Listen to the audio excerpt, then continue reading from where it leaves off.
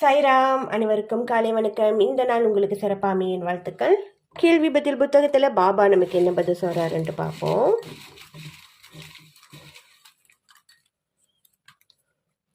128.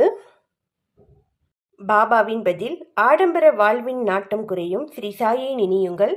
கடற்கரை அல்லது ஆற்றங்கரை பக்கம் போய் பாபாவை நினையுங்கள், வெற்றி கிட்டும் அப்படின்ட்டு சொல்லியிருக்கிறாரு. இந்த காலத்தில் ஆடம்பர ஆசைகள் நாட்டம் குறையிறது ரொம்ப ரொம்ப நல்ல விஷயம். ஆடம்பரம் இருந்தாலே நம்ம வாழ்க்கையில் நிறைய கஷ்டங்களை சந்திக்கணும். ஏன்னா பணம் பற்றாக்குறை ஏற்படும். இது ரொம்ப நல்ல விஷயம். பாபாவை நினைக்க சொல்லியிருக்கிறாரு. கடற்கரை பக்கமோ இல்லை ஆற்றங்கரை பக்கமோ போய் நின்று பாபாவை நினைக்க சொல்லியிருக்கிறாரு.